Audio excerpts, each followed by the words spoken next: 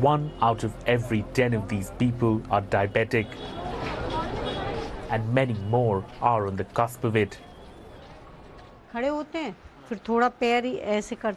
Gupta's poorly controlled diabetes led to complications and eventually a foot amputation. She is now part of a grim statistic.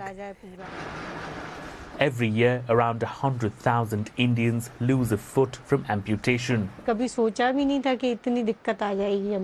I had never imagined I'd lose my foot.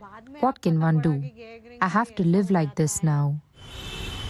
Once considered a rich man's disease, diabetes is now spreading to India's vast rural hinterland as consumption of processed foods goes up and lifestyles become more sedentary. Many of our dietary components are becoming too high priced.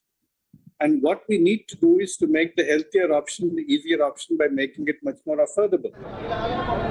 This diabetes awareness camp by a startup called Beto in a small village in central India is using fun and games to educate people about the disease.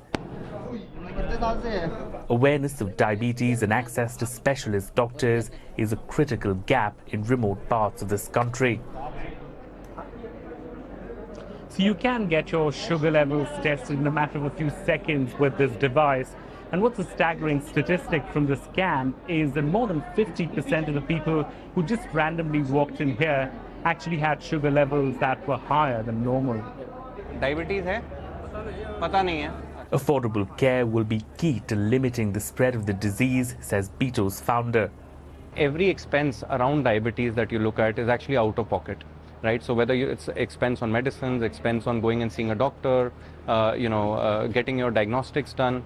If you're able to make this whole value proposition a lot more affordable, you see a sudden steep rise in the level of adherence and compliance. This is a disease that carries with it a big economic cost, say experts, through reduced productivity and higher healthcare spending, a major burden for a low-income country like India. Nikhil Inamdar, BBC News, Gwalior. Well, let's stay in India because the Taiwanese tech giant Foxconn has